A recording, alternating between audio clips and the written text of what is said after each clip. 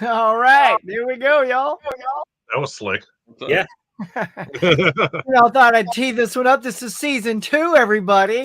Here we go. I'm excited. Year 2, season 2, whatever. Thought I'd spice it up. Yep, season 2, episode 201. Greetings, everybody. Welcome to another great Collectors Club recommendation episode. This time the theme is Saturday Night Live. I couldn't be more pumped because I felt this was a very fun concept that we could really run with. But we'll definitely get into that as we talk about the movies that we all got to see. And I think we all did pretty good seeing most of what everyone else had to see, minus maybe 1 or 2 movies each. Yep. So I think that's pretty good. What do you guys think? Oh yeah, I'm excited. Yeah, It's it's nice to be able to talk almost the whole thing. I only didn't see 1 movie. That's nice. Well, how was everyone's journey? Like getting all the movies and then watching them, and It was good, and it was especially good that the run times were mostly 80-90 minutes. That made it much more digestible to make it through all these. Yeah, that's why I was able to watch 3 extra movies, because they're all 90 minutes long. But now it's all a blur to me. I'm like, I watched too many of them. I can't keep them. Oh, blur. Come on, you're the youngest, Mike. It shouldn't be a blur to you. I'm not as young as I used to be. Please. I'm the one with the memory. You haven't even cracked the 3.0 yet. Almost. Yeah. All right. Well, I think this is going to be a super fun. I'm very excited to get into it. Let's just see who's here tonight. And then we got some. Look at this, Adrian James. What is going on? R&D. Sarah's here. Of course, it's you. There we go. Hey, kids. Tiana's here. The lovely Tiana. Hello, darling. One fan. Let's see. Look at that. Craig. Johnny, what up, dude? I'm just popping through these as y'all are just saying hey and hellos. Draculina. Hello. Caprice is always here for a good time. Here we go. Tiger Blue. What is going on, my buddy? From England. So look, we have an international audience, y'all, watching us here tonight. International. So no pressure. No pressure. That's crazy. Gotta deliver, man. I apologize in advance. Hey, Tiger. Hey, girly. And look, tonight, y'all, too, as we go along and do this, and we talk about any of these movies, if you've seen them, weigh in on them. Also, here's the good thing. I'm going to have thumbnails for each poster. It's going to come up in the middle of us. So, and we're going to just, in order to have good conversations, we will talk spoilers. Right, guys? I mean, that's the plan. Like, if you really want to get into it and talk about what we loved and didn't love or whatever, we're going to do spoilers. So if you haven't seen it, you can hit mute while that poster's up. When the next poster comes up, unmute. Or if you don't care, keep the volume on. The good thing is most of these are comedies, and spoilers the plot isn't the big deal. Right. Yeah, for very few of these. And they're also like, upwards of 40, 50 years old in some cases. So if you haven't seen it by now, too bad. Yeah, because when it gets to the comedies, it's about the experience and how well those are written and the comic timing. This might be more plot-driven stuff. So there you go. Look, and now it's Saturday night. Nice. Oh my God. Speaking of, did everybody see the sketch with Ryan Gosling, Beavis and Butthead? I need to watch it still. How I saw the great picture. was that? It's amazing. Oh, it was fantastic. So Heidi doesn't break too often, which makes the break that much better. Yeah, and you could tell when she turned around, you could tell she was just keeping it straightforward till the very last second. And man, when she turned, that was gold. It was pure gold. Yeah, I loved it. Even pretty much everyone in that skit was cracking except for Keenan. Keenan does not crack very much. Well, Keenan doesn't crack, but he always has a half smile on his face, which means he's never quite committed to a character. He's just being Keenan and loving the moment. Yeah. So that was great. That was great. I don't think she saw them in costume until she turned around, is what I read, and that's why she busted out so hard. I need to watch that though. I've seen the pictures. It was hilarious. Who's the guy who was Beavis? Butthead. I know. You guys ready to jump in? And you guys ready to jump in and talk about some SNL movies? Now, look, when we reached out, this is going to be interesting because, the SNL oeuvre of actors is long. It's historic and it's vast. The tricky part is a lot of the bangers we've all seen. So you're not going to see stuff like Blues Brothers or Ghostbusters or things like that here tonight because we've all seen them. So it was very tough to find these nuggets. And I'll just say nuggets, not of gold yet. So that ones we haven't seen. So with that little tee up, Derek, you're right next to me. Let's go ahead and start with you. And I'm ready when you are. Yeah. Well, I enjoyed all of them to an extent, at least. I didn't hate any of these movies, so that was nice. I didn't have to like be angry at any of them for a change. Usually there's one that I'm like, God damn it. Right. But my least favorite one is a movie about these really wonderful people who are trying to stop religious persecution and oppression, only to be destroyed by the villains of the film, played by Goldie Hawn and Chevy Chase, and that is Foul Play. Which is pretty funny. Everyone should watch it. It's a chuckle. It's an Alfred Hitchcock movie, but it's a comedy. That's what it is. So essentially, Goldie Hawn gets this MacGuffin from some random guy in a taxi cab, or he just jumps into her car. That's what it is. And he has this roll of film about the Pope being assassinated and replaced. This is the opening scene. And so the whole thing is like, she doesn't know what the hell's going on. And Chevy Chase is the cop trying to help her. Burgess Meredith is her weird landlord who has a snake for some reason. And he knows martial arts. He's like, and he also does karate. Super kung fu genius. I love Burgess Meredith. And yeah, so it's just a hijinks ensue. That's the gist of the movie. It's pretty funny. I thought it was oddly similar to Dan Brown novels. I think Dan Brown owes this guy money because it's about assassinating the Pope, and there's an albino like headhunter, which is exactly like Da Vinci Code. And I was so confused why this movie was so similar to the Da Vinci Code for some reason. I can't picture that in a Chevy Chase comedy. I can't. Chevy Chase is almost pointless in this entire movie. Like, I probably would have preferred the movie if it was just Goldie Hawn, because she's pretty funny in it. And I've only seen like 3 or 4. I've only seen like 5 Goldie Hawn movies maybe in my life, and one of them was Overboard, and I saw that for the first time a year ago. So it's just funny how few movies of hers I've seen, but she's adorable in this. It's like peak Goldie Hawn, 1978. Chevy Chase's first movie. He's playing Chevy Chase, as usual. Yeah, like right out of the gate, he's standing next to a bar, and then he turns to put his drink down, and he just decimates the bar. I'm like, classic Chevy out of the gate. Yeah, and then he's on the movie for like 40 minutes. I know, he disappears. He's like, it's really Goldie's movie for a substantial part of that. It's funny. Yeah, she's funny too. I think it would have been better if like Chevy Chase wasn't even in it, and they didn't even involve cops, and it was just her trying to solve this mystery with Burgess Meredith. It would have been way better. But Chevy Chase is, like I said, he's Chevy Chase. It's a fun time. Like I said, it's an Alfred Hitchcock style crime mystery caper movie, but with Chevy Chase and Goldie Hawn in it, and apparently Dan Brown novel elements, which is weird. And I don't understand the connection, but that is what Foul Play is. It's pretty funny. I saw the soundtrack on vinyl at Half Price Books. Hey, it's Oscar nominated.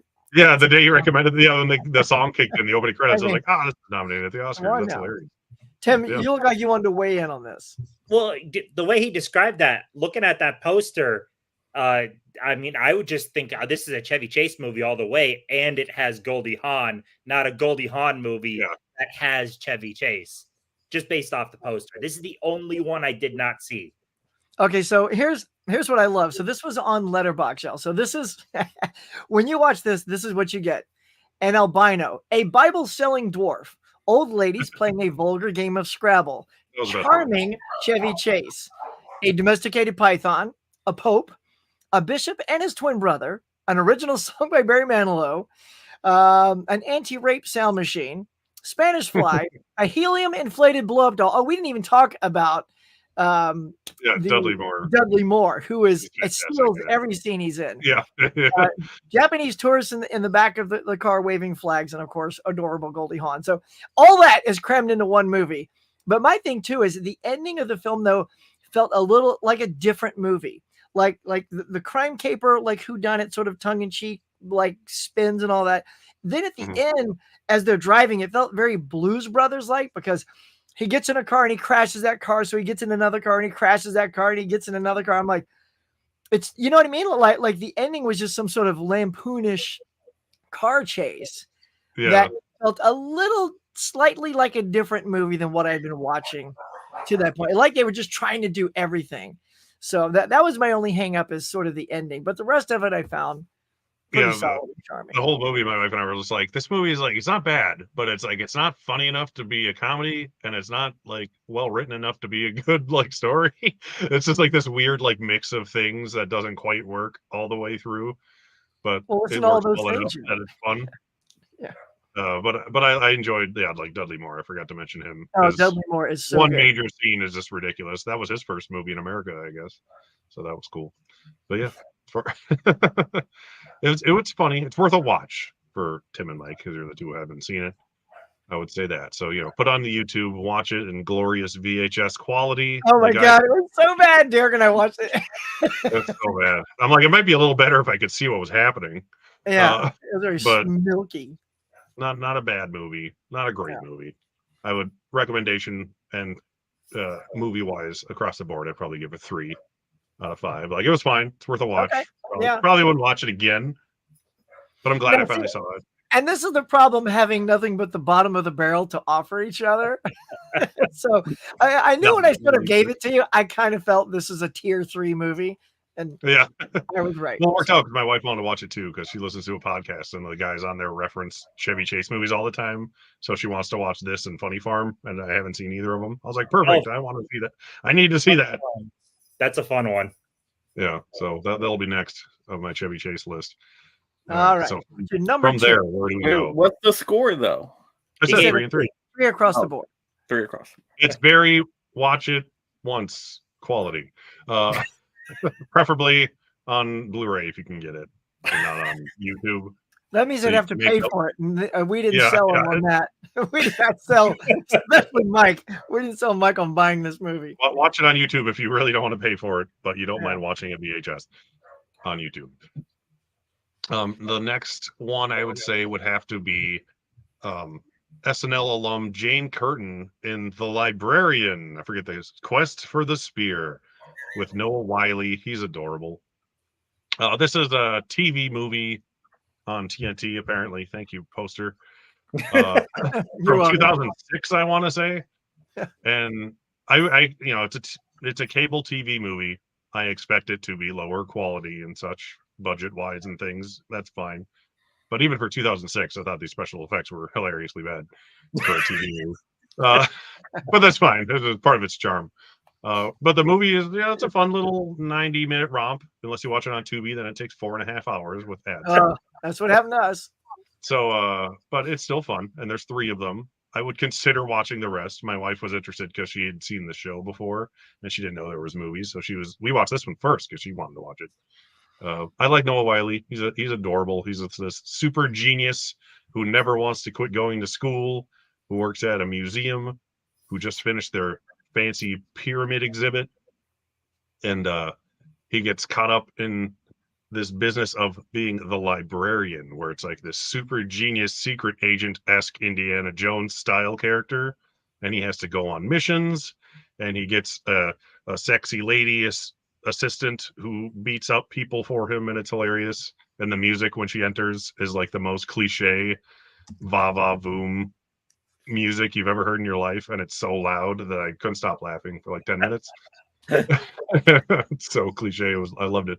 And Bob Newhart is the leader of the Librarians, which Bob Newhart needs to have more action sequences. I'll just say that. Yes, because his fight scenes were breathtaking.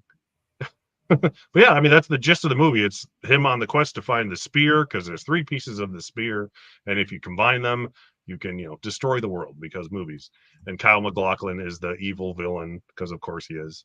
And he's searching for the spears at the same time as Noah Wyle, and it's a fun little Indiana Jones-esque adventure TV movie. So that's the gist of the film. And it was what it was. It was a fun 2006 TV movie with way too many ads, just like really on TV. That was the fun part. But yeah. What I want to know the most, since your wife already watched the show, what did she think of it? She thought it was, she hadn't seen like all of the show. She just saw like parts of it. She just knew what it was basically. But you know, she had fun with it. She finished it with me. Let's put it that way. We had to stop it one day because we're old and there was too many commercials, so we had to stop. And then we finished it the next day. We watched the whole thing. It was good. So, well, I'd say it's on par with Foul Play. I just found this one a little more like campy and fun. So I'd probably give it the same score as Foul Play, like a 3 and 3, just because it is what it is. If you like TV movies, you'll like it. If you don't bother watching it. Have you seen that one, Huck? I forget. No, yeah, oh yeah, I watched that one. So my biggest complaint, and sorry, Tim, to go out on the limb here, but it's the fact that it really Jane Curtin isn't in it enough. I feel like since this was sort of this is an SNL alum kind of thing, she's got a very tiny part considering like the entire movie. I can't recommend you a trilogy, or I couldn't recommend him a trilogy. She's in all 3 of the movies. She's a pretty important character throughout the 3 movies. But I can't say, here, watch this whole trilogy. Right, yeah. No, well, yeah, it was just a one.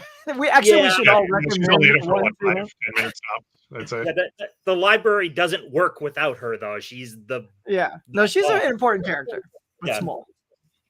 She's like what's her name from James Bond? I forget all the letters. Yeah, she's Judy Dench from James Bond. She's M. Yeah. It was great to see her again, though. I felt like I hadn't seen her since like Third Rock from the Sun. You know. Yeah. I need to watch that again. So I was like, oh yeah, she's in that show. But yeah, it's fun. It's exactly what I expected. So I was perfectly fine watching it. It was fun. It was fun. Yeah. If I could watch without ads, I probably would have really enjoyed it much more. Because it made it twice as long. Longer than it needed to be.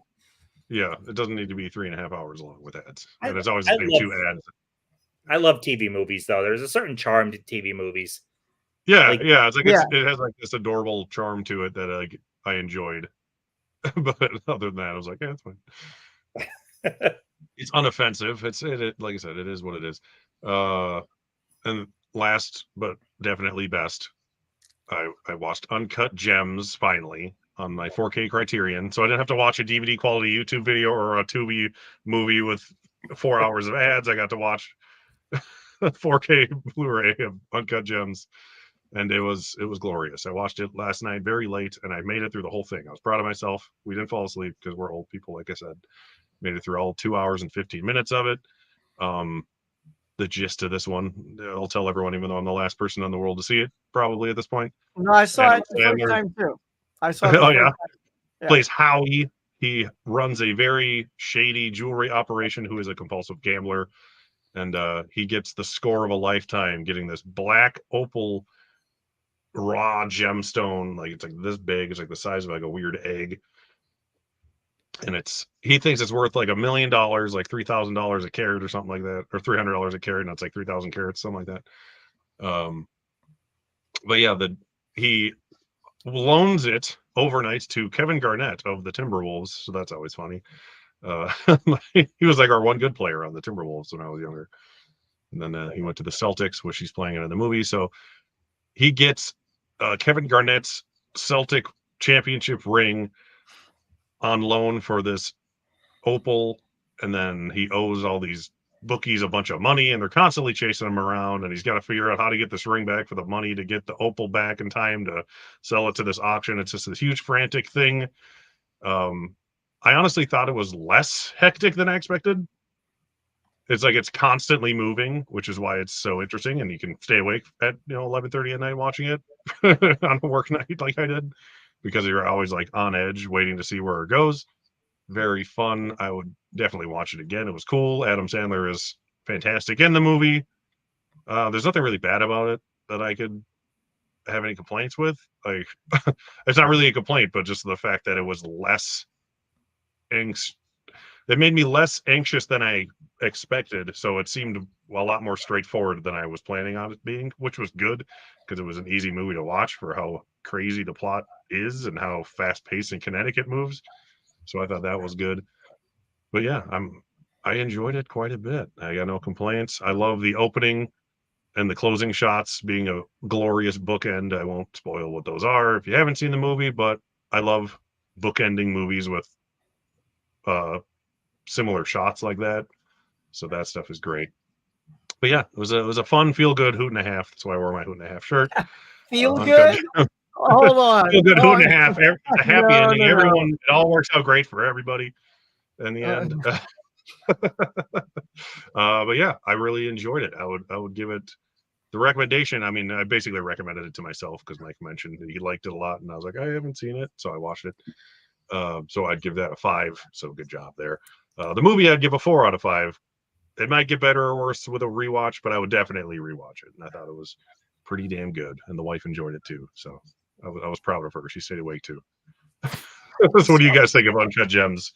So how it didn't hit you as expected is exactly how it hit me. Yeah, it's one of those movies that I understand why people love it. It's not bad. It's not my cup of tea. The entire movie is just, the music is overtaking the dialogue to the point they're yelling 80% of the script, and just the way, I mean, it's how they do their movie style. It was not for me, man. It rose my blood pressure. We actually stopped the movie at first. We got like halfway through, and April and I are like, this is not for us. And I returned to it the next day. I'm like, I'm going to give this another shot. And I finished the movie, and I'm like, nope, this is not for me. This movie is just, it doesn't make me feel good at all. Like, I don't want to raise my blood pressure. I like feelings, but I don't like the anxiety of watching that movie. I didn't enjoy watching it. It's well made, not for me. I think that's why I liked it more than I expected, because you said how anxious it made you, and I was like, oh, it's gonna be pretty bad. And I'm like, oh, that was right. As you mentioned the score, I actually love the music in the movie too. Even though, although you are right, they do yell over it a lot.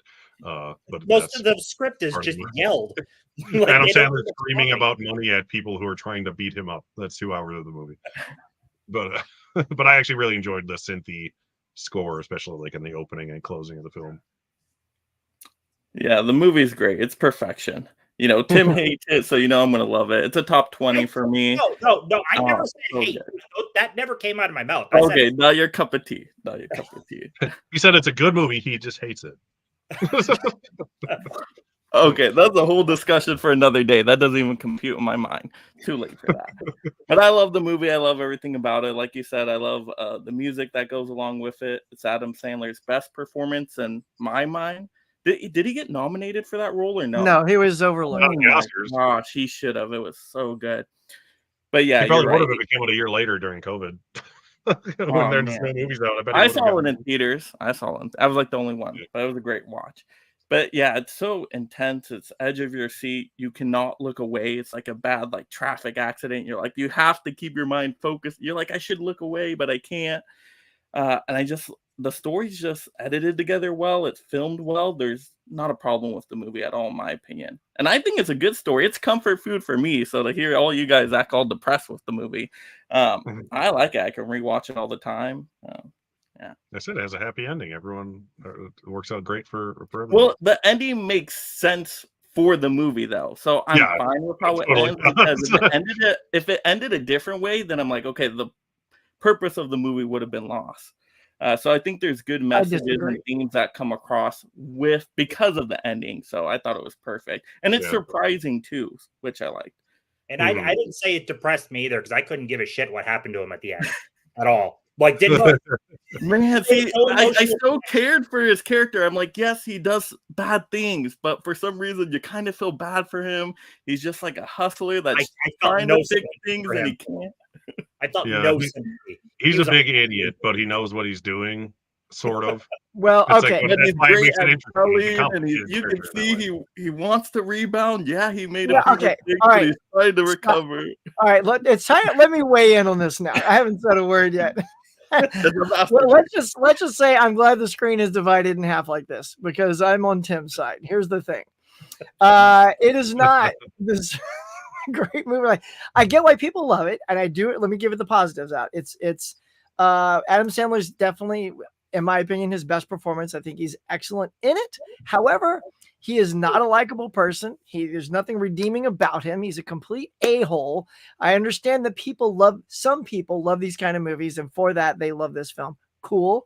For me, like, okay, we forgot to haven't mentioned yet, he's a compulsive gambler, and that gets in his way all the freaking time. Like, he has the opportunity.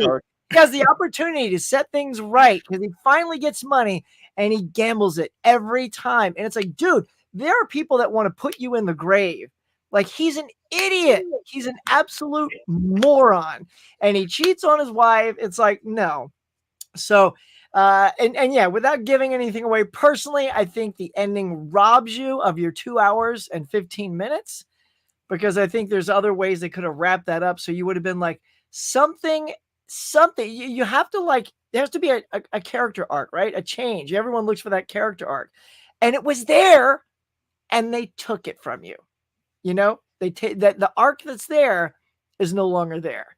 So I don't know. I was just like, all right, eject. It's on my sell back pile. People don't change. On discount. People never change.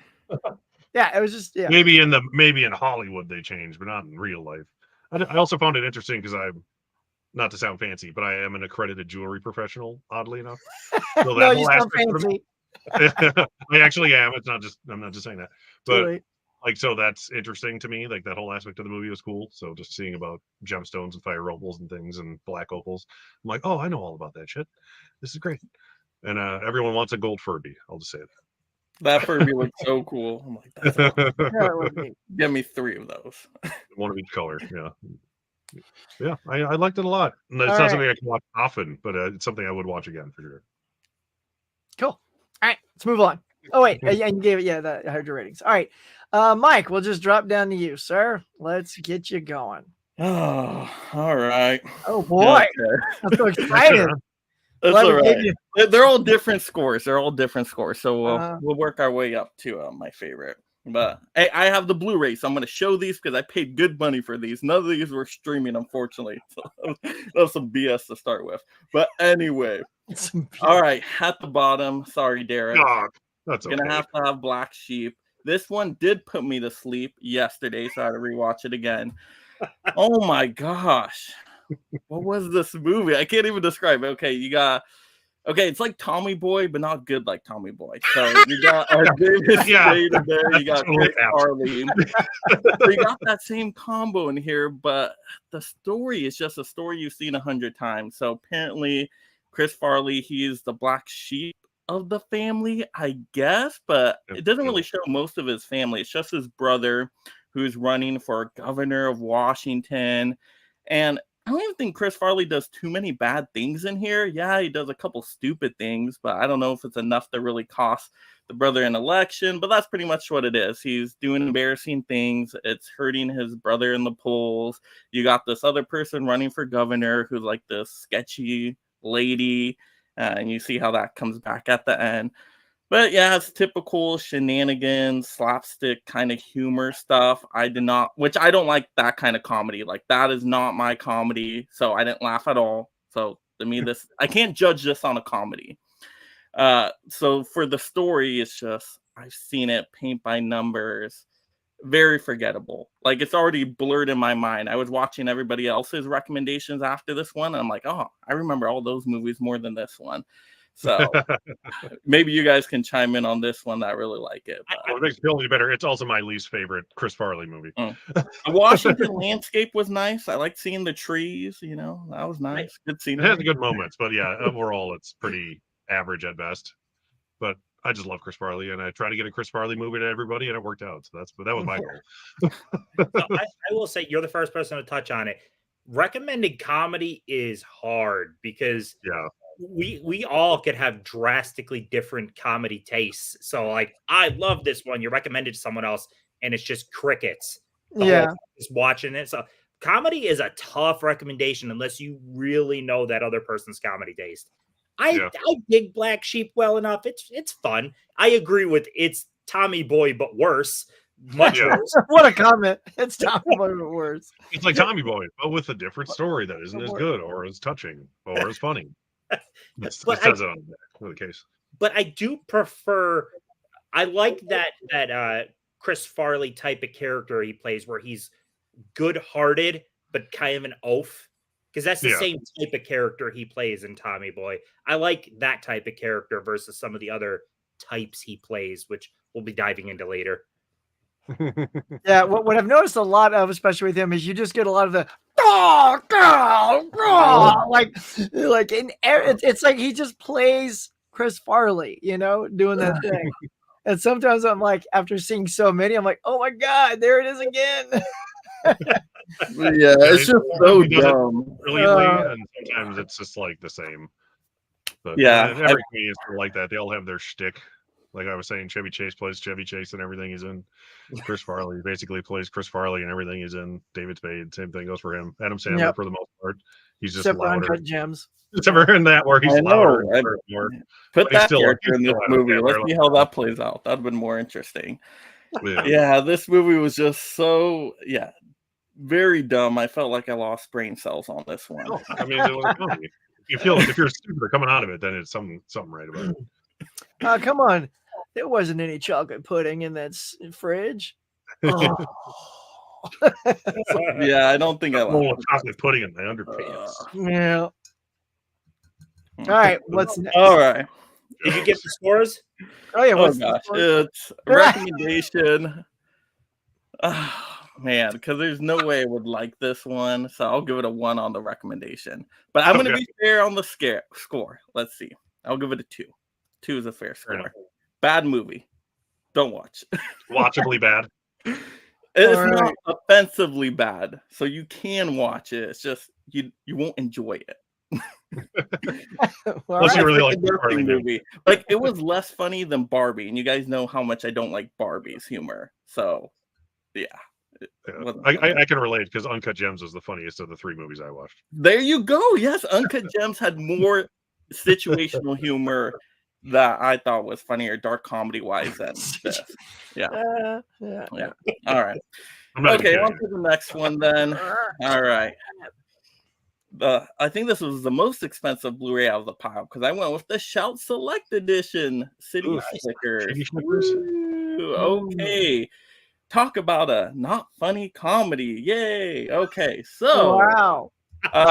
Okay, this is my first introduction to Billy Crystal. If you don't know who Billy Crystal is, you haven't seen When Harry Met Sally?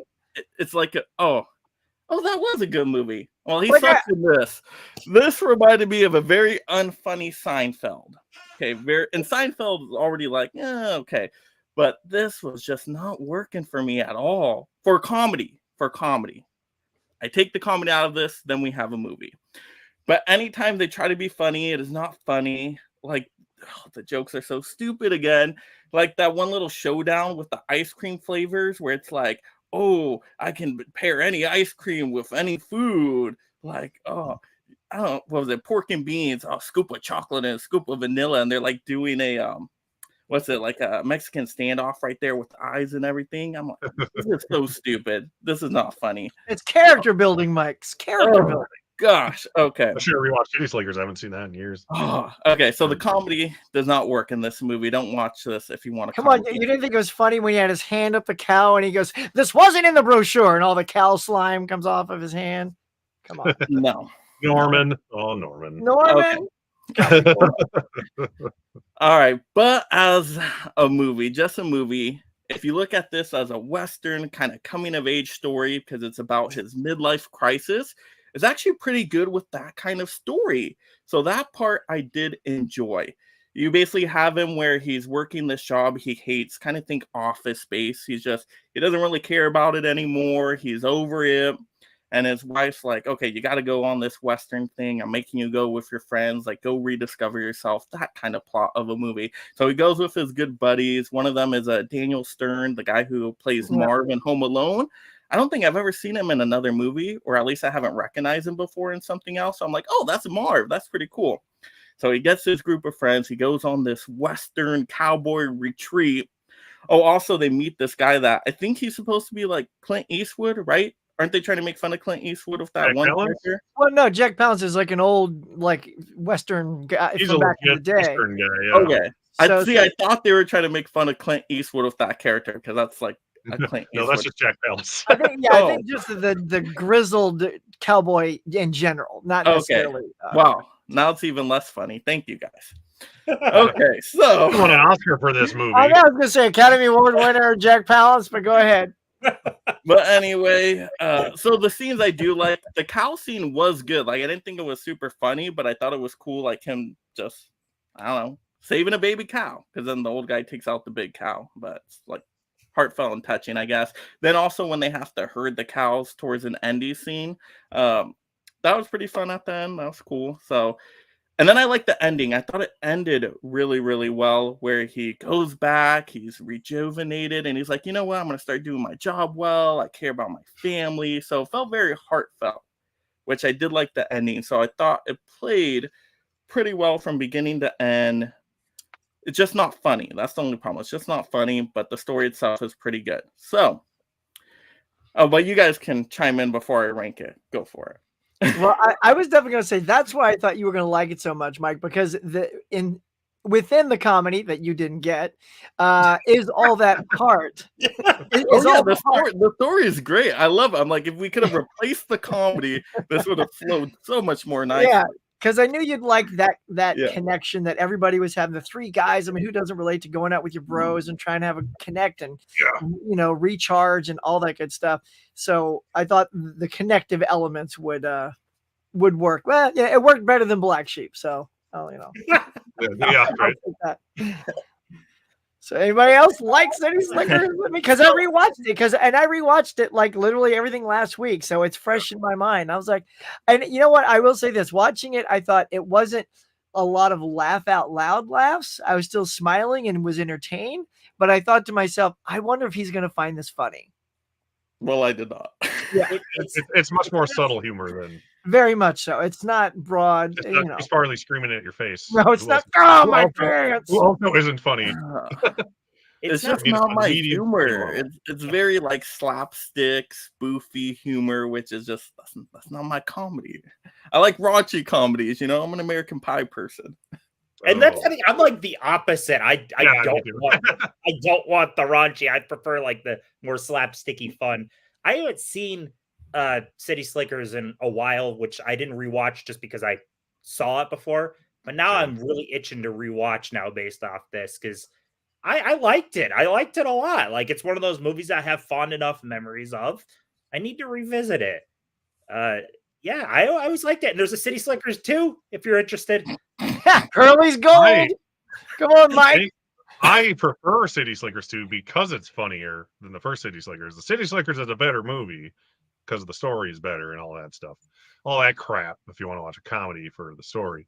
But City Slickers 2 I always liked better because it's a fun treasure hunt movie and it has John Lovitz in it. And I just love John Lovitz. So, and Jack Palance comes back, which, it makes sense when you watch it. Academy Award winner Jack Palance for City Slickers. That's not going to sway Mike. I swear, I thought it was like a parody of Clint Eastwood. I'm like, okay, I see what they're going with. I'm still not laughing, but okay. No, that's just Jack Palance. He's great. He's in so many bad movies. I love him. Did you like Jake Gyllenhaal? That was his first movie. Did you notice that? I know, little tiny Jake Gyllenhaal. That was crazy. I didn't even recognize him. Who was Billy Crystal's son? Yeah. Oh yeah, it was crazy. It was awesome. It was before my time. Before my time. All right. So that's actually a good point.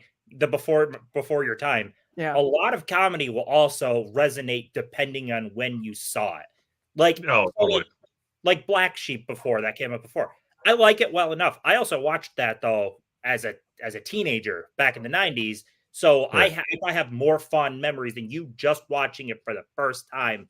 Like when you watched it matters so much with a lot of comedies, especially with specific actors and stuff.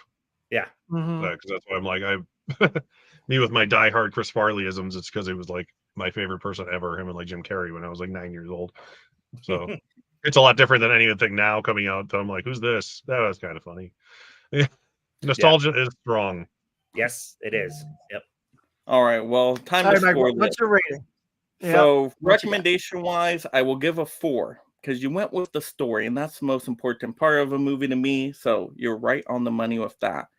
But for the movie itself, and this was a weird one, I was literally at different scores depending on the scene of this movie. Sometimes I was at a 1, sometimes I was at a 5. So I decided by the end of this, let's meet in the middle. We're going to give it 3 for the story. So 3, it's watchable. That's like fair. It's a good one-time watch. I don't know if I would want to rewatch it again, though. So a solid 3. Just put it in the stack with my Uncut Gems. You got all right. Itching to watch though. Well, here we go. We know you're number 1. Yes, Gifted. Here we go. Oh, such a great movie. Oh, and now this was the funniest movie out of the bunch, believe it or not. This one actually had me laughing out loud. Our dramas are the funniest movies.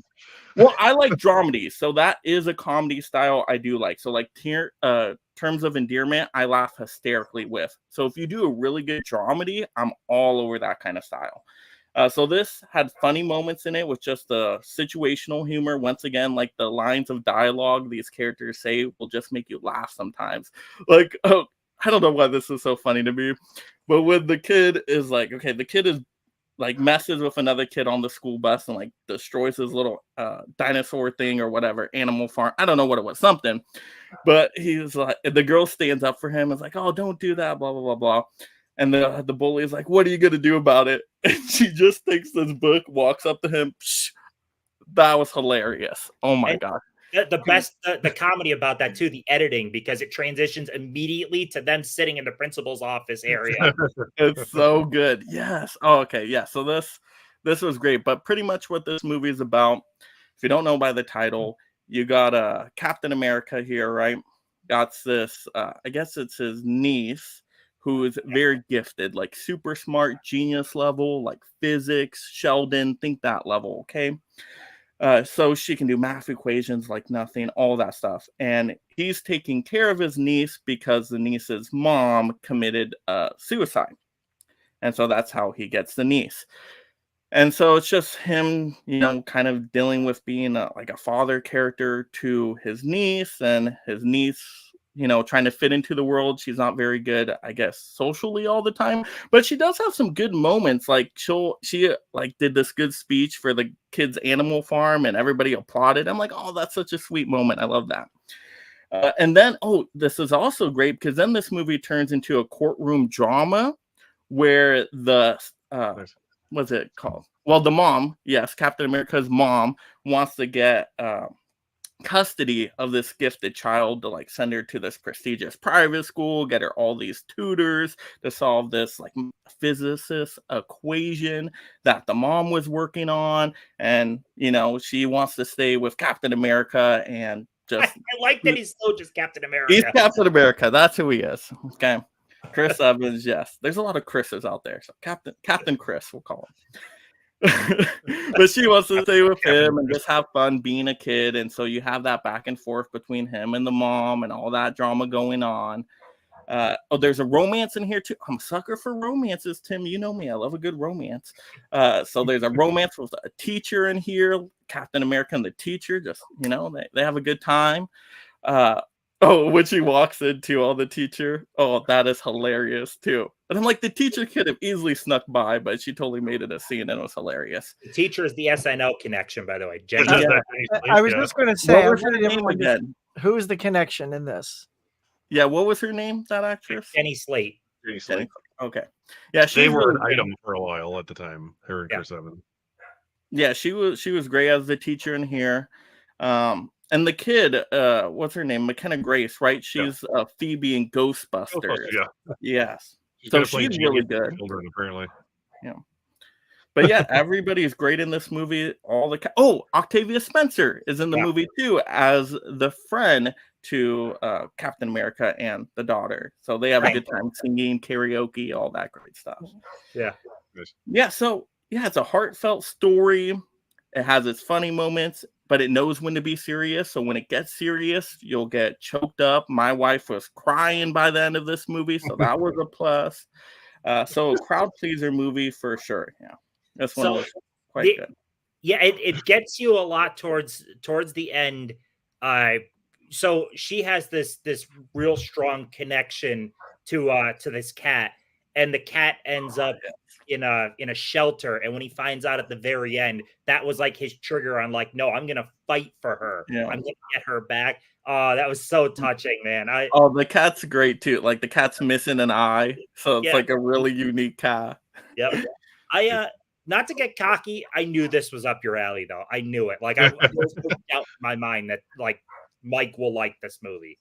Oh, it totally was. When you suggested it, I'm like, I looked it up. Oh yeah, that's totally a movie for me because I could relate to it, being an educator and all that stuff. So I'm like, I'm getting this kind of humor here and everything that's going on. So I could connect to it more than Black Sheep, I guess you could say. Well, you don't have a stupid brother or a very smart brother who's running for governor? No. So, Derek, what did your sister think about it? Because you said your sister saw it to tell you, right? Me? Oh, my wife saw it. I'm sorry. Did I say? Oh, I thought you said your sister. I might have. I don't know. Yeah. I was like, you saw Gifted, right? Because she watched it without me just randomly one day. She's like, yeah, it was cute. It was cute. I was like, oh, okay. I like that synopsis. It's cute. Yeah, I'm like, her in-depth synopsis. It was cute. Like, yeah, it looked cute. Yeah, Hawk. Ironically, from your description, Mike, it sounds like so far the most well-rounded film. Yeah, everything we've mentioned. Like, it has a lot of the peaks and valleys that everything. It absolutely. It's one of those movies. They knew what they were doing when they made it. It's a kind of a crowd-pleasing type of movie. It has those comedic moments, those drama moments. It's pretty quickly paced. It's only an hour 40. It goes by quick. Like it touches all the beats. I think I don't know what someone could pick apart in it to be like, I hate that movie. Like it's generally a crowd pleasing type of movie. I'd never heard of it. It sounds like it'd be like emotionally, intentionally manipulative. Like those people would complain about that. Other than that, it sounds like it's just like, oh, it's a nice movie. See, like Green Mike, Book. it looks Makes like you feel good when you watch it. Laren's a fan, Mike, of City Slickers. Hey, I said it was good with a 3. Remember, 3 is good. 3 is a good movie. Yeah. I've just not a good comedy, but good movie. I love Curly's Gold is underrated. City Slickers 2 is a comedy. First one's more of a dramedy. And you might just laugh at Terms of Endearment. What do you mean? That movie has a ton of funny moments. With Jack Nicholson, are you serious? The ending when her daughter's dying of cancer, hilarious. It's a dramedy. Okay, good comedy and then good drama by the end. We sandwich it together, okay, people? Well, anyway, so scores here for Gifted, 5 for recommendation, 4 for the movie. I would rewatch this again if I'm in that emotional mood. Yes, so definitely a 4. Nice. Bravo. All right, Tim, you're up. I hate to follow up Mike giving me the top spot for me to give the bottom spot. Oh, I would be offended if you didn't give mine the bottom. I knew how this would turn out. So, as I said, comedy phrase, right? Comedy hits people differently. Dude, this is not funny. So, Strays is it's observational comedy, which observational comedy it's a stand-up routine. It's not a movie. You could sum up the comedy of this movie on basically like, dogs piss on lampposts. Dogs turn before they lay down. Dogs eat their own shit. That's funny. Like that's literally all of the jokes are based on dogs do that. That's funny. Like what is funny about that? I'm like, I have 4 dogs already. Like, okay, I'll just rather go look at my own dogs than watch my dog for 90 minutes. The funniest line, because I like more like slapsticky funny, and the funniest line came at the very, very end of this movie where the 2 dogs are doing it, and the guy on the old guy on a bench goes, I remember those days, and the woman next to him was like, you fucked dogs when you were younger? Like that was the only line in this movie to make me laugh. And it was the 2 humans, literally nothing by the dogs. All right, so it's come on. Like, so when the Great Dane was trying to hook the keys with his wang, and he literally goes, I thought I had it. That was hilarious. No, it really that was hilarious. It really was not. I used to see the shadow growing. Dude, I was like, oh my god. I found no comedy in. I will also say though, Bring on the 4K. I don't like talking dog. I don't like talking animal movies where the animal's mouth moves at the same time. Like they were making fun of narrator dog. In this movie, I would rather watch the movie narrator dog is in than watch this movie. Like I much prefer that like homeward bound and type of movie where the animal is just an animal and I'm hearing their thoughts. I hate seeing an animal's mouth move like a human. It's just it takes me completely out of it. It's stupid. I liked nothing about this movie, and I'm trying not to be that harsh, but like it's not my comedy. It's not even remotely in the zip code of my comedy. Like nowhere close. Not at all. Yeah. April was the one that was more excited for this, and she was bored out of her mind too. I picked my phone up so much because I'm like, when the fuck is this movie gonna end? Tim, they were saying swear words. Oh, God, God, they're trying to bite the guy's dick off. Like, no. Will Forte was the only thing I thought was kind of funny because I just love Will Forte so much. Oh my God. My wife's a dog groomer, so I was like, "Oh, this is cute. We'll watch it." And all she did was like, "That's not what that dog is." Anytime they'd say what breed something was, she'd correct it because she knows better. I was like, "Oh, well, that's funny." For some reason, movies just don't get dog breeds right. Never believe them when they say what a dog is in a movie. I just Tim, you okay? At least this movie had SNL actors in it. Oh my God! Yeah, so you got at least like the cast here. Yeah, go down the list. There's quite a few, right? So, well, all right. I'm gonna throw out there.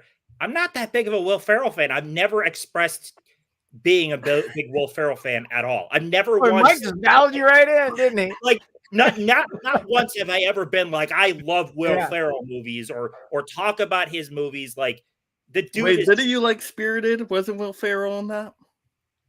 It was okay. Why can't I That's think? The one I gave Tim, the Spirited, the Christmas one. Yeah, see. Oh, it shocked me that it was better than I thought, but that's not a movie I'm going to return to. Doesn't change your opinion, yeah. But Will Ferrell is never. I've never expressed being a Will Ferrell fan. Like he's not. He's one of my more bottom tier SNL people. Don't really care. Don't care. Jamie Foxx. I like Jamie Foxx more in other stuff. Not this. Like booty call and stuff. I like what's his name fresh off the boat a lot, though. Randall Park. Yeah, Randall Park. He was very funny. And then you know what? I didn't realize that was Isla Fisher because I thought it was the girl from What We Do in the Shadows. Because I've never heard Isla talk with her accent before. Oh, I was like, oh my God, that's the girl from What We Do in the Shadows. It sounds just like her. And then it's not. It's Isla Fisher. Yeah, like, that's right. Yeah. But this is not trying to be. This is a one on recommendation purely because this is not even close to like. I've expressed nothing about wanting to even watch anything remotely like this movie. The poster's actually making me angry at just being up there. Hold on, let me just get that off the screen. And as a movie, you little Boston Terrier. As a movie, I'm not gonna give it a 0. It's a 1. I hated it. I literally hated it. Snake eyes, Mike. I am very glad though that because my wife was interested in watching it, I almost was going to blind buy it. So I'm happy that I watched it on streaming and did not blind buy it because I'd be pretty angry. See, there you go. Turned out good. Now look, Mike, I will jump in and say, Mike, I'm the opposite. I found it very funny. I like observational humor. The dogs being completely crass was hilarious. I don't know. Maybe I was just in that mood. Right time, right? It was like short run time. Found it streaming without commercials, so it didn't like last 3 hours. Didn't overstay its welcome. I don't know, stuff like The Great Dane. I don't know. I was just like, I guess I was in the mood for a raunchy comedy, and I thought that was one. It just happened to have talking dogs. Maybe that's. I'm not a raunchy comedy fan too, and God goodness knows the amount of times I've said I'm not a raunchy comedy guy. not my zip code on comedy. Right. So, note taken. Make like sure, raunchy guys. comedy, but I don't like raunchy comedies. I'm weird. I was gonna say when we get to raunchy comedy month, this is gonna be a tough one for Tim. Yeah. It's like I like gross humor, but I don't like it if that's all the movie has. So my favorite type of humor, they will dabble occasionally in certain stuff, but like when we get to Huck's recommendation, two of his movies are like, that is my territory for comedy. When we get to those, like that's the stuff I love, and those movies are not the Strays comedy. Completely different type of comedy.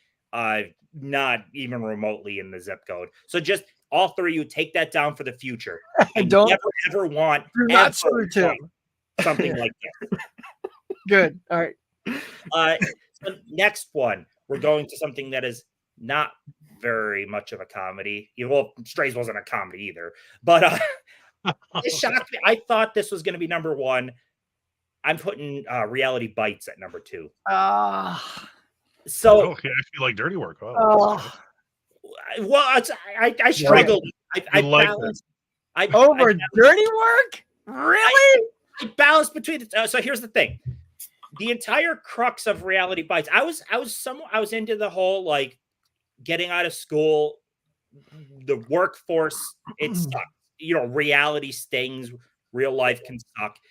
But the entire crux of the movie, though, is about Winona Ryder's pretty much like love triangle going on.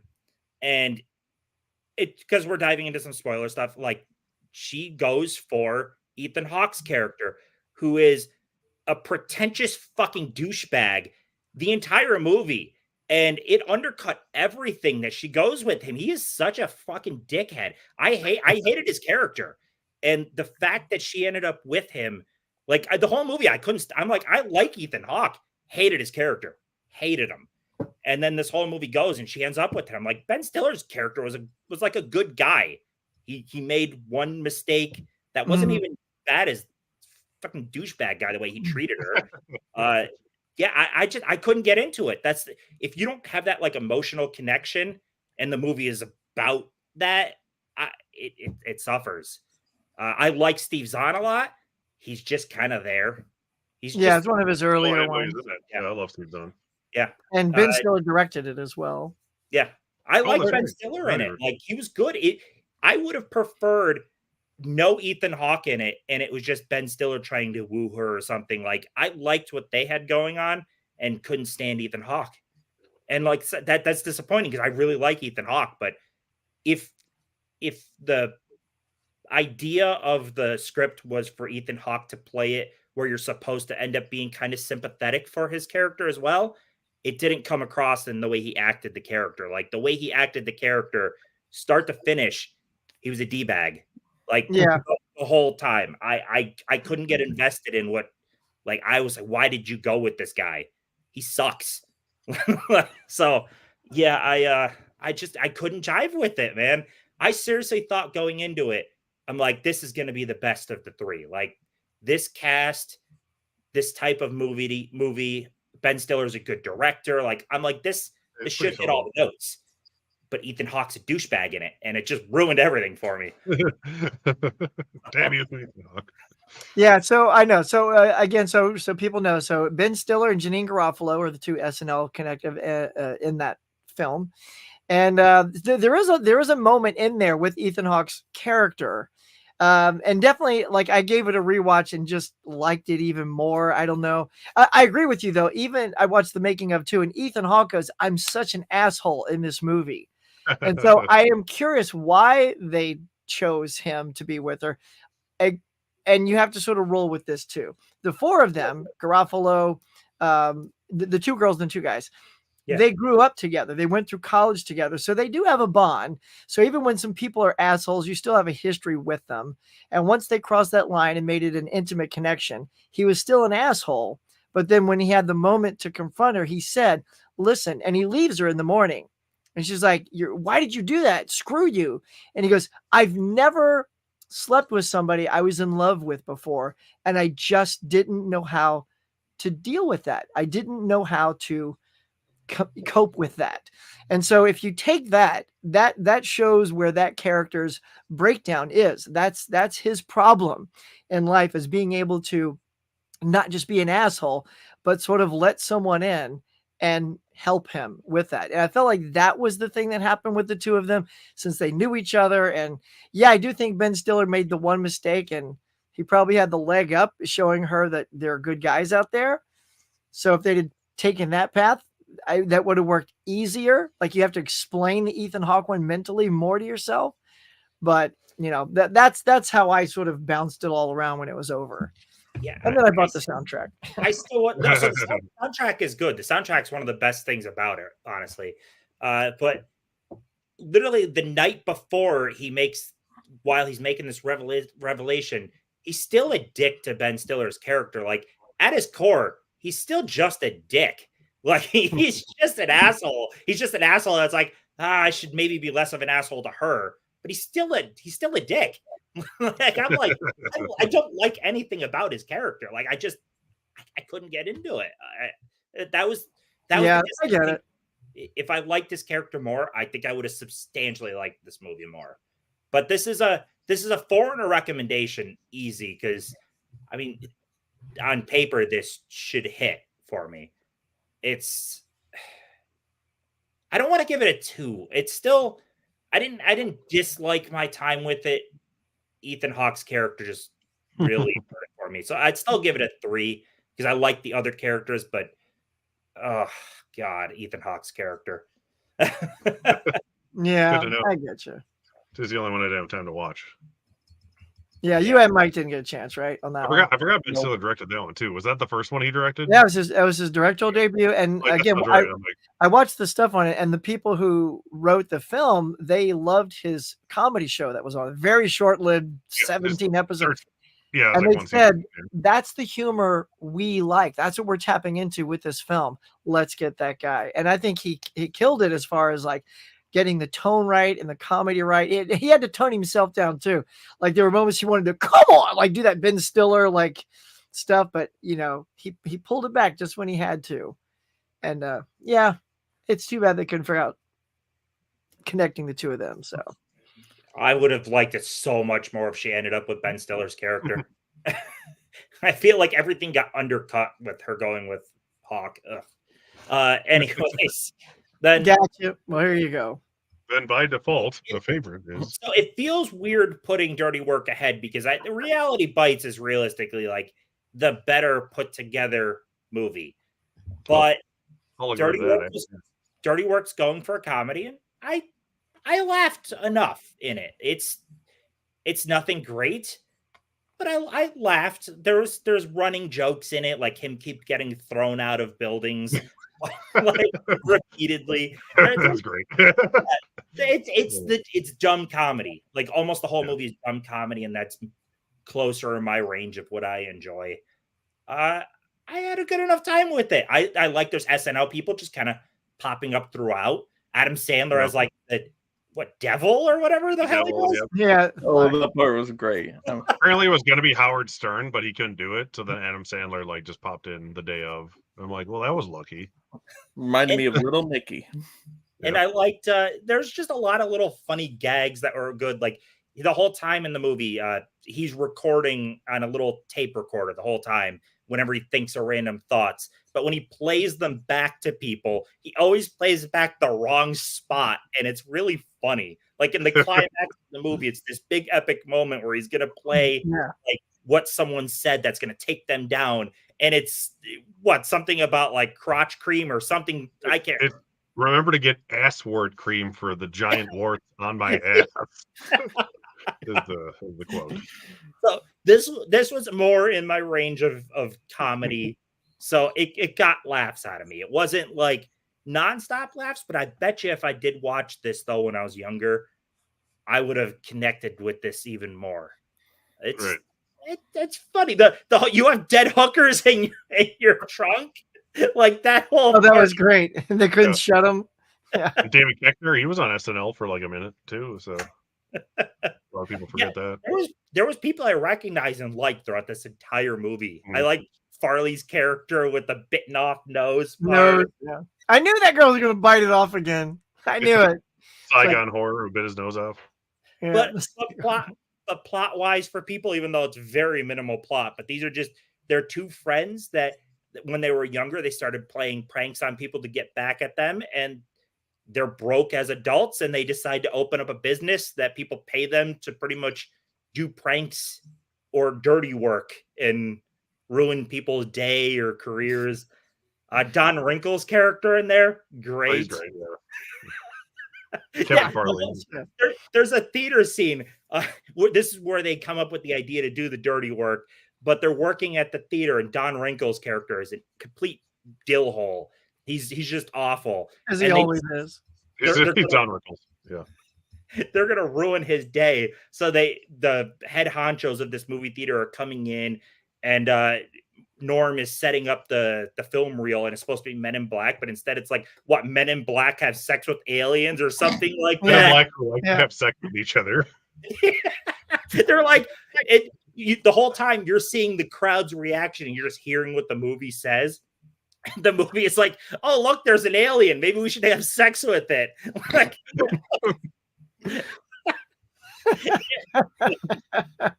I got enough laughs out of this. Yeah, it was funny. It's still in that range of a 3. I'd still actually give it this basically the same score, actually, a 4 and a 3. I had more fun with this one. So that it's a short, fun movie, and it's I saw it in theaters when it came out, so I go back a ways with dirty work.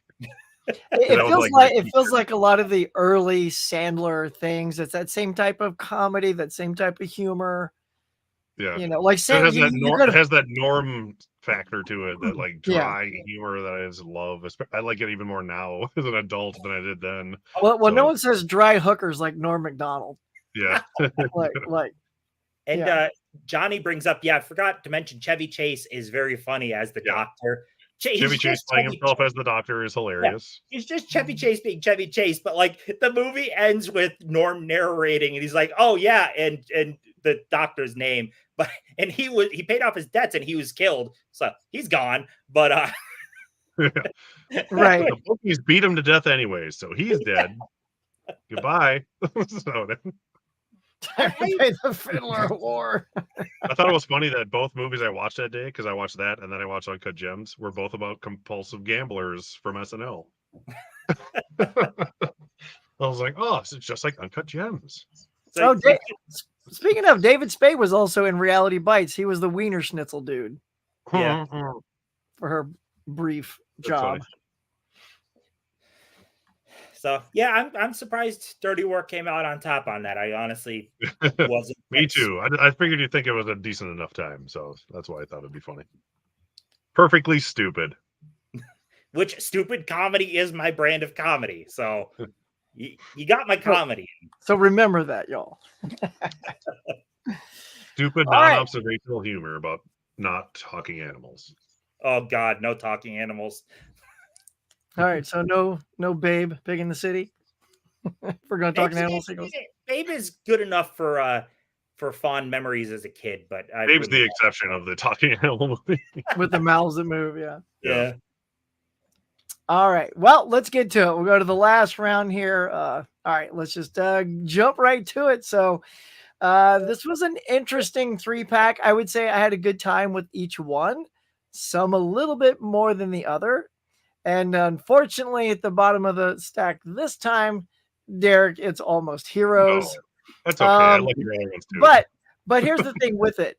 It's like you could tell, like, they were both hired to do exactly what they were in the moment for. Like Matthew Perry is playing Chandler Bing as this Brit, and Farley is doing this, oh, come on, like every second, and he just rubs his hair, and I'm like, man, like every Farley thing I watched, it was the same Farley. I'm like, oh my God. So, and it wasn't exceptional writing, it was still a good journey to watch the two. It was just like okay, I didn't have any big burst out laughter moments, but I was still wanting to see where these characters were. Basically, they're two characters that are racing. What is it? Lewis and Clark, to this beach area, this promised land kind of area. Yeah, and they had the jump start on him, so he's like, "Come on, boys, let's go, hubba!" Doing his little Chandler thing, and then like half of his crew just leaves, and so he's just stuck with who's left. And so they just go and do their thing, and he's trying to keep them from leaving all the time, and Farley's always screwing things up. It literally just telegraphed itself as it went. So I don't know. It was nice. Like I had been wanting to see it. It's two of my faves. What about the eagle? The eagle out there? Oh my god, the eagle was very funny. Like that's when I laughed out loud. He was like, "Oh, come on!" And then it picks him up. Like he's 10 times the weight of the eagle, but the eagle's got him. I was like, "Oh, that's funny." And it's the same. It's the same stock footage of the eagle every time. It comes in at the same angle. Come on! It's like, and towards the end when he's wrestling the eagle, like it's just an inanimate eagle there, and you just see him just shaking this inanimate eagle, punching it in the face. Yeah, the eagle. And then he couldn't stop eating the eagle eggs. Yeah. He had bacon, and then he made more eggs, and then in the end, he just needed the shells. It's crazy. So he didn't have to go up and climb and get all those eggs because he didn't need them. He just needed the shells. It. You didn't tell me you needed the shells. So that's why I said, they were all good. This one had its moments, but not quite as some of the other two. Yeah. Anybody else want to weigh in on Almost Heroes before I rate it? You hit a lot of it out of your three. Well, granted, your other two are literally some of my favorite comedies of the past 20 years. But this was a fun enough time. Neither one, they were both very much so playing their type of characters they've always played. But I had a good enough time with it. It's nothing special. But did this ever come to Blu-ray? No, it's only on DVD. Yeah, because I was looking for it. DVDs I have. Then I'll find the DVD. And it's like a $12 DVD. It's kind of pricey, Oh, I'm not paying $12. I'll find it out used. I found it at Half Price Books. I bought it for like $5 when I rebought it. Yeah, find it in a flea market. Yeah, I liked it. Like I love Chris Farley. Obviously, I saw it in theaters. He had passed away by the time it came out. Same goes for Dirty Work. And so I saw it. I was like, yeah, that was okay. And I liked Matthew Perry enough at the time. I wasn't like a huge into Friends, but enough that I knew who he was. And now, after watching Friends through like 7 times with my wife, he's far and away my favorite character in that movie. And now when I watch Almost Heroes, it's like, oh, it's my favorite friend and like my favorite SNL guy together being the best at what they both do. And Eugene Levy, which you didn't mention, amazing in that movie as Guy Fontenot. Yes, with his hot linguist, with his hot woman. Yeah. Who doesn't know anything, but he knows everything.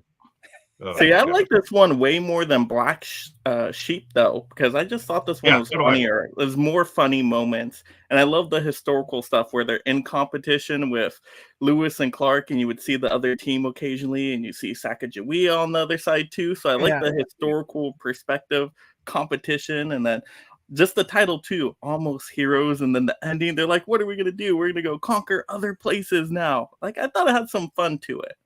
Mm-hmm. I liked it more the more I watched it because I actually saw it twice in theaters, and I was like, "This is funnier the second time." So I would always say, "Watch it again. You probably think it's funnier." I think all the little side characters have a lot of really funny moments. In it. You don't notice it until you rewatch it. Like Bidwell and the other guy. You talked about eating sheep shit, and oh my god, the guy who bites the guy's ear off and he keeps it as a science experiment. Like just a stupid crap like that just makes me laugh every day. Oh yeah, and he's talking into the ear. He's like, "To the ear, does this work?" It's like it's working. Of course he could hear you. He's standing right there. That was funny. I like this one a lot more. Yeah, I enjoyed the running gag though of Bidwell keep getting hurt throughout the movie. Oh yeah, Bidwell's great. Yeah, I put this sort of in that same area as Dirty Work, maybe a little higher because of all the side characters. But yeah. All right. So next up. Did you get your scores? Oh yeah. So the score on that one, I would say, look, the recommendation's like a 4 because that's like 2 of the top guys right there. And then the movie I'd say is a 3, is a good 3. Because again, I didn't dislike any of these films. So Next up, number 2 is gonna be MacGruber. Look, it's got Will Forte, Kristen Wiig, bunch of other. Maya Rudolph is in here. Some of the most hilarious sex scenes that you've ever just just making all the this best noise. sex scenes in film In the history. graveyard. In the graveyard on top of Kristen Wiig. And look, the bloopers are hilarious if you watch them because he's just on top of Wiig, just yelling. And she's like, you have to stop. Like, she's just breaking character, I can see that being nearly impossible to keep a straight face. Yeah, and Maya Rudolph too. Like while he's yelling, she's like, "Oh yeah, Wow. yeah, Wow. that's it, right there." Like she would just wait for him to stop so she could toss in a very underwhelming comment. And with the sex scenes, the transitions are what really made them work. Like that first one with Kristen Wiig, where it's that sensual music going, and then the music cuts off, so you hear, and even when he's banging his dead ghost wife, and it switches to then you see the groundskeeper seeing him banging nothing, just like right. Right. And they're right after each other too. That's why it's so funny. And the soundtrack makes it better. I didn't say too. So the villain in this is Val Kilmer, who's excellent in this film. Yeah, he's so good. And basically, MacGruber's a former operative that's called back into duty because he's the only one that can go on this mission and thwart Val Kilmer. I'm trying to say, Ryan Felipe in this film, awesome. Yeah, very good. Especially when he's trying to keep the celery stuck in his ass. That was hilarious. Like, Ryan Felipe. Who else? Powers Booth. He's great. Yeah. So anyway, wrestlers. All the wrestlers. I'll tell you, don't forget all the awesome wrestlers that I love. I wouldn't have known all the. I'm going to pride myself in saying this is the second Collectors Club episode in a row. I can mention Sexual Chocolate Mark Henry, who was in the MacGruber. Chris Jericho. Were they all the guys that were in the truck that explode? Okay, so I just thought it was like these great looking jacked up guys. And he's like, all right, let's go. And then it explodes. He's like, no, my people. I'm like, because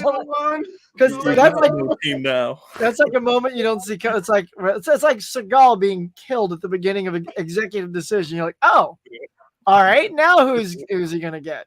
So with comedies and stuff, specifically comedies, where there's scenes that just stick with you throughout the years. Like you'll just be randomly during your day, something will trigger and you'll think about like a random scene. Yeah. That whole van exploding scene has stuck with me since I saw this movie in theaters. I honestly got one of my favorite comedy scenes in a movie. And wasn't he saying something like, "Are they okay? Can you guys find them?" Like he's still trying to find, like he's in disbelief that they're just obliterated. Call 911. Tug, are you okay? but before it explodes, when he's like, and that is packed with however many pounds of homemade explosives, and I put in there my support. Yes. I love it. So he murders all of his friends. Homemade C4 that I put in by my own hands. Yeah. Yes. It's Chris Jericho is the guy he talks to in the gym about his dick jokes. Who's hilarious. I love Chris Jericho. Yeah, Mark Henry, Big Show, MVP, the Great Khali, and Kane. Those are the wrestlers. Big Show is gay, and he crosses his name. Yeah. He starts making out with the guy, just crosses his name. He's in the Waterboy too. Yeah, I did recognize Big Show. I knew him, but it was funny. Been around for ages. Little partners about that tall. Yeah, and that's the guy apparently who directed the FP, which I watched for Dell's bad movie recommendation, and that movie was hilarious. So something else I love in comedies, I love running gags. If you could set up a good running gag, I love it. The whole running gag with the guy's car, KFDR. Oh yeah. That running gag is brilliant, as is him taking his stereo out every single time. Yeah. everywhere. Even at the end, as he's going to confront the villain, he's holding the radio. I'm like, they did not forget that at all. I think even when he went into like Kristen Wiig's house before he's had sex with her, he's holding the radio. Yeah. Like, boy, but what's it called? The Blaupunkt? That's it, right? Yeah. It's like a cassette deck. Blaupunkt. Literally everything about so this was written and directed by Lonely Island as well, because like I think Akiva had part in it, and Jorma is the director, right? Jorma directed it, yeah. I can't remember if Akiva had a part of it as well too, but either way. But this is Jorma, his main thing, and everything about this just screams Lonely Island type of comedy, and that is so me. And this movie hits at home the entire way. Like, this is one of my all-time favorite comedies. Like, you ever want to think comedy tone? It's this movie and the other movie you're going to talk about. Yes, we will. All right, well then let's. Well, that's a great tee up. So MacGruber, I'll say. Gosh, where to go with MacGruber? Probably 5 another 5. 4. No, not yet. I'll go 4 and 4 on MacGruber. All right, because next up is Popstar, and I cannot wait to dive on this. Listen. This film is amazing. Like, I cannot tell you from the start. Like, first of all, just so you know, dialed in my humor perfectly. Brooklyn Nine-Nine is like one of my all-time favorite comedies. His type of humor is right on. Like, his delivery is right on. His acting style, just everything about Andy Samberg is perfect. And the whole Lonely Island team, I thought basically, guys, if you don't know, they were a hit boy band, and he decided to go on a solo tour and tanked. Everybody hated him as a solo artist, and he does everything that he can to stay relevant, right? And then the one guy on the picture left, he stays with him, and he's like this band guy on the keyboards, and he wears these dumbass helmets that literally almost kill him. And then the guy on the right goes and just secludes himself in the country, just feeding animals, and that's because he's so disgusted with what happened. And this thing is packed with SNL people. And I'm just going to pull it up so you got obviously Andy, you got Tim Meadows, Maya Rudolph, Joan Cusack, who was in one season of it. And Justin Timberlake. And Justin Timberlake makes an appearance, who's has hosted it several times, and the digital shorts with Andy. Oh my God. So they're, I mean, like, I couldn't get enough of this. And I saw this on streaming. In the middle of watching it, I was ordering a copy off eBay. That's nice. How good this film was. I just, you guys take over for a second, because all I can say is just that it was hilarious. And then I just keep thinking of scenes. It hits all of the notes. Yeah, with scenes. So specifically on the rewatch, I haven't seen it in a couple of years. That Steelbook exists. Oh, and so there's this scene. Okay, yes. All right, go ahead. All right, that's what I was going to talk about.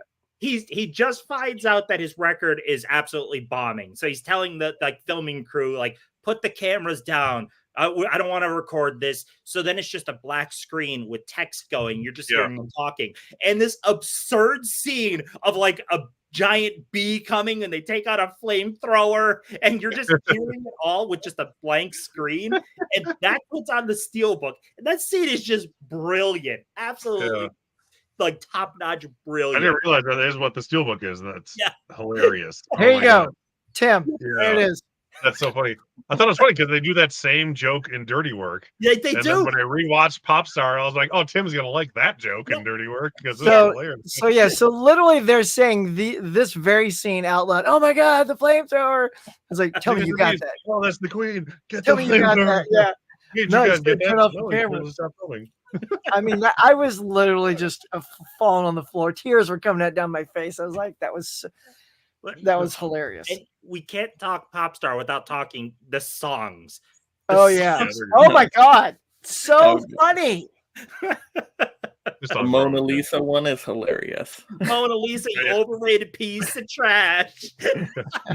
Not gay. I was thinking that all day. Oh my God. Not gay. Not gay one. Like I don't know how I miss this movie. Like I don't You guys get how. because Because I mean, from the get go, the tag "Never Stop, Never Stopping."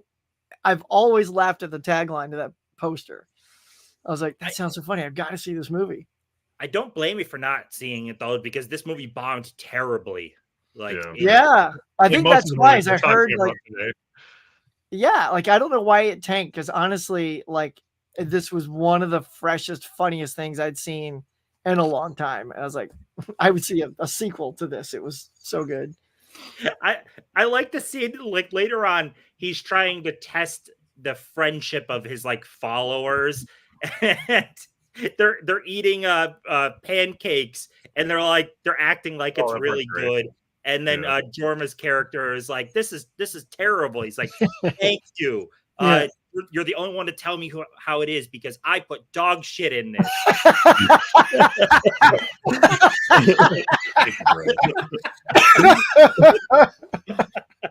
Yeah, the other guy goes, I don't know how I feel about that.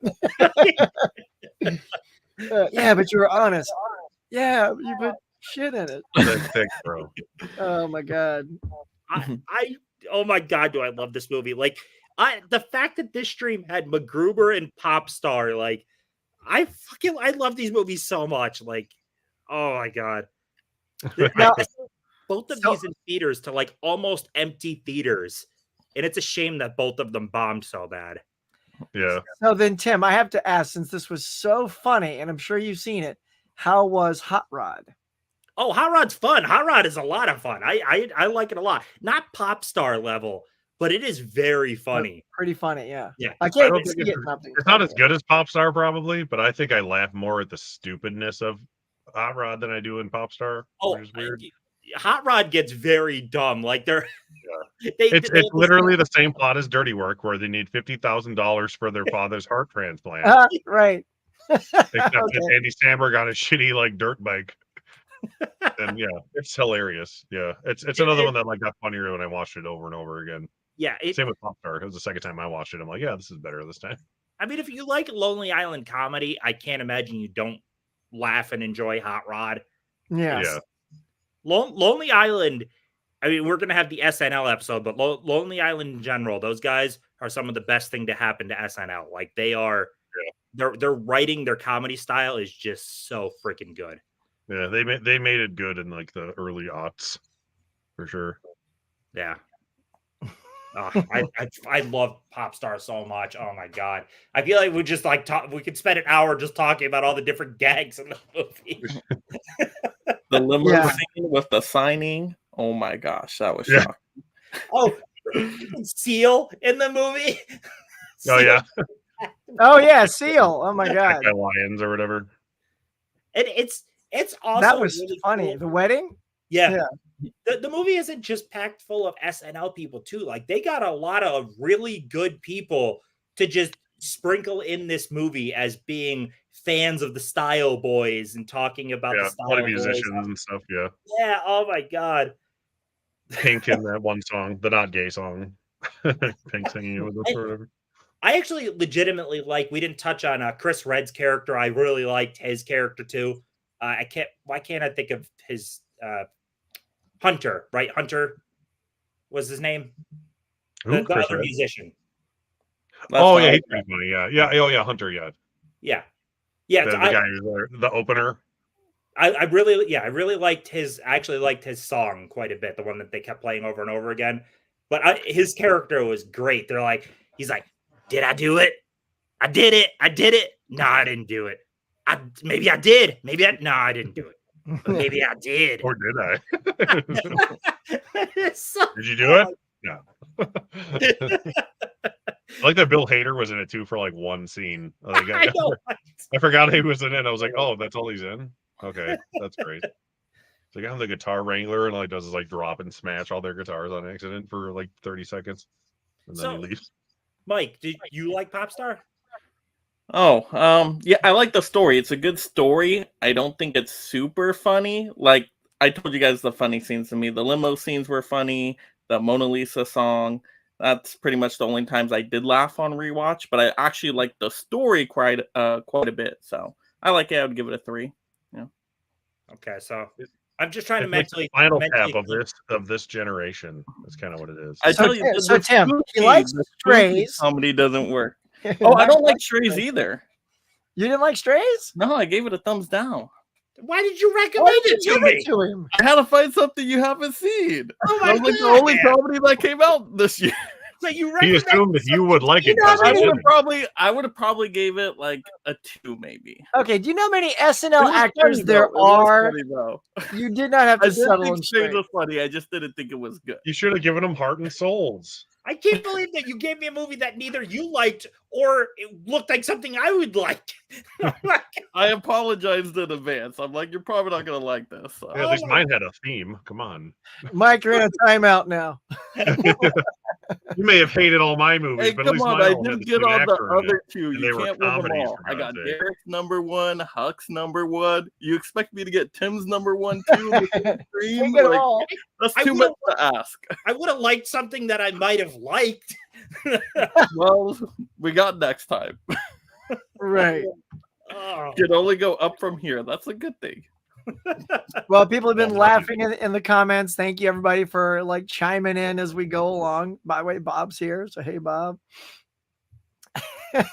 More Strays hate. I did hate Strays, but I definitely don't need to watch it ever again. Yeah. I watched. I was Dirty thinking Work at for the least like, 100th hey, time Mike this really week. liked this movie, so there's a reason he recommended it to me. Oh Unfortunately, no, it's terrible. it wasn't. I didn't say it was terrible. Okay, I said so I'm like the only guy that laughed at bad. Strays. It's watchable. You'll laugh. Well, not Tim. No. Some other people. I chuckled periodically because Yeah. I was like, Okay. dog. All right, so I did like this the is what we have to. raunchiness in it. The raunchiness was funny. Okay, this is what we have And to the try key. harder with, my friends. Okay, if there's a big palette of choices, don't settle. All right. Yeah, like- Tim with the I told you, I'm librarian. not no Yeah. SNL expert here. Okay, I thought I did pretty good with what I had. I actually do love The Librarian, but I wanted to give it to Huck. Oh, just The so you know. Librarian was really good. I like that. Well, I'm one. glad I still watched it though, because like I said, I wanted to see it as well, so it was up there. Like, It's adorable. Hey, I had the to thing deal is- with a lot of the stuff. thing is, I too liked here, you know. MacGruber a lot too. So had I seen that, I wouldn't have got to see MacGruber, which was very funny. See, I And think have- Huck got the best recommendations with those. Yeah, Huck I was- got the good ones this time. I was going to say, and having seen both, I liked MacGruber better than the Librarian. So, in hindsight, of the ones like I said, I saw everything except 2. But yeah, I felt very fortunate. Those were three good. They were all No pretty short, strays too. in my batch. all 3 of those were Yeah. like 90 minutes or less too. So it's Yeah, great. watch time was so good. Yeah, I rewatched MacGruber and Popstar and Dirty Work like the last couple days. Like, oh, it's so good. I love MacGruber. My wife's like, I do not like this movie. Oh, I watched MacGruber MacGruber, was like, awesome. I was just laughing hysterically through all of MacGruber, but she's like, I just do not enjoy this as much as you. She's like, I do not get why you like this. I'm like, this is fucking brilliant. That's No. what. Has anyone watched the MacGruber TV show?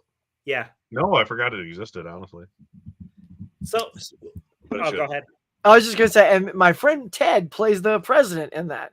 He's like, Huck, no. you're not going to believe this. You got to tune into MacGruber. Why? He goes, I'm the freaking president of the United States. I'm like, no way. Let's go. So I'm very excited. They're But, working on a MacGruber too, apparently. Really? Oh, great. Yeah.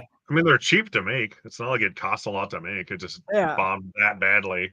Oh, I'm so bad. I didn't even was see it in there- theaters, and I liked the Will Forte in the sketch when it came out, and I just never saw it.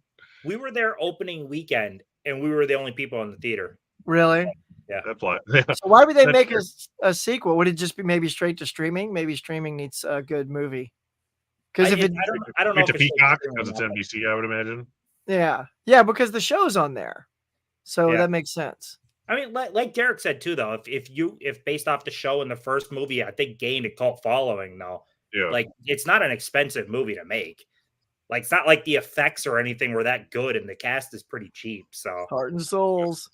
Heart and Souls is so good. oh my god, Yeah, I was just trying to keep it in the comedy realm, but I wanted to give that Tim. I wanted to give it to you last time, but it wasn't streaming. Was that it? There was yeah, it something- wasn't. yeah. I have no problem even renting, but it was literally like unavailable. It wasn't. Yeah, I knew there was something because I remember throwing it out there before. Yeah. But what was it going to say? I agree. A rant's always. I do good, love. you know? You need a good rant in there once in a while.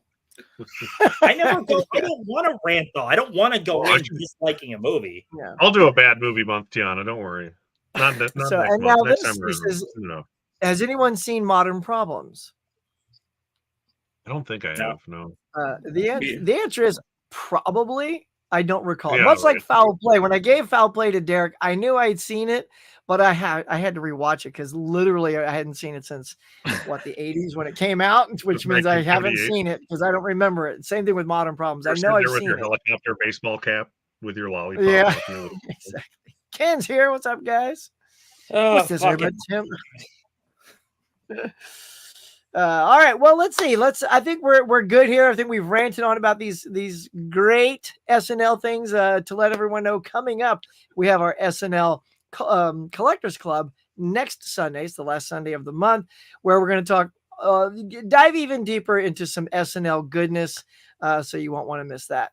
But before we go, let's go around the horn. Derek, tell us about you, my friend. What you got coming? I don't have much coming up. I'm on a lowdown, but I need to correct you. It's next Saturday.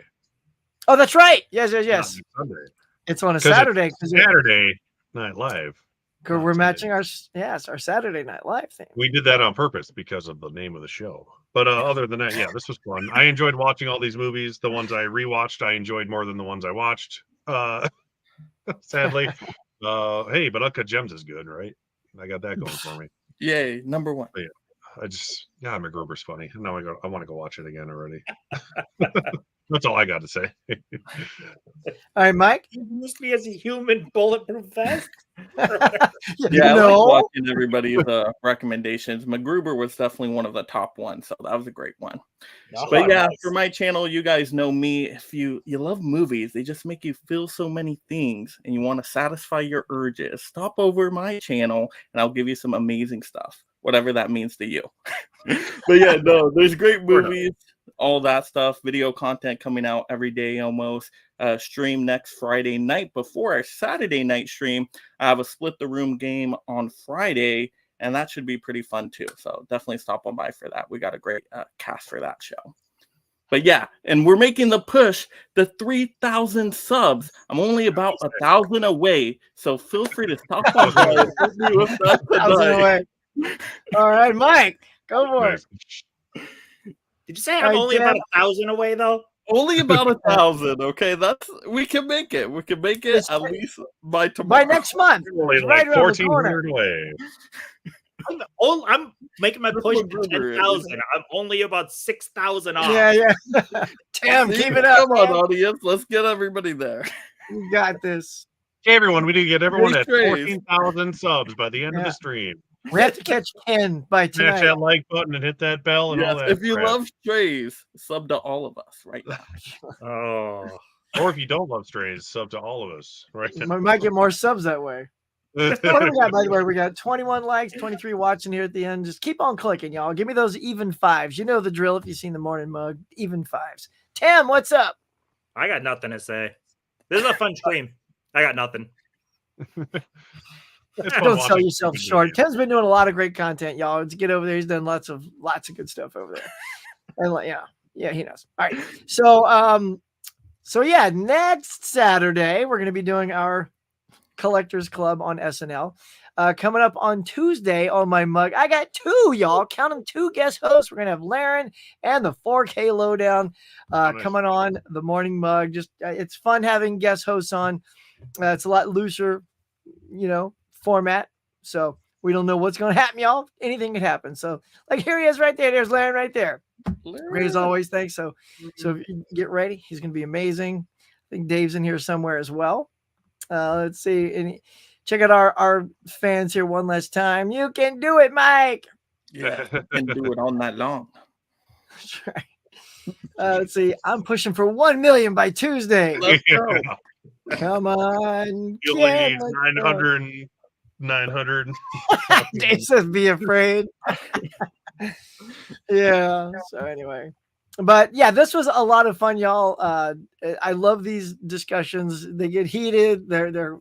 We agree, we disagree, but that's why they're fun. We all seem to click on the same couple of movies. So next time I'm going to put these two on a different level. There we go. So they're not right next to each other, giving off that heat. I feel like Mike sabotaged me. Yeah, I think he did. Hey, dirty work. You know, Dirty D's done dirt cheap right there. Revenge for hire. Derek paid me to do You it. know how much I paid Mike to give you strays? Several $1,000s. To end this, what would you say? All right, so you have one recommendation from your three. Mike, what is yours? Is it the number one, or is it, could it be something different? That I watched? Yes, that's on your top, your three. Oh, you got to see Gifted. Yeah. Okay, Gifted, so absolutely. Gifted. Yeah. Derek? Oh, Uncut Gems, easily the funniest of the three movies I watched. Yep. But also the best. Yeah. Tim? Reality Bites. More people would probably click with it than I did. Oh, you think? Then Dirty Work? Yeah. Yeah, I mean, I'm definitely in the minority. I looked up what the overall rating of it. Like, people overall love Reality Bites. Ethan Hawke's a douchebag in it. So yeah. Uncut Gems, Dirty Work's funny. Reality Bites is probably better. Yeah. Go and warn y'all. I think you'll be okay. And I got to go Popstar all the way. That was just like, I'm ready to put that in as soon as we're done here. So, all right, fellas, well, that's going to do it. Thank you to the guests who came in and watched us tonight. Thank you so much for all your comments and all that good stuff, guys. Till the next one. Can't wait. See y'all later. Saturday.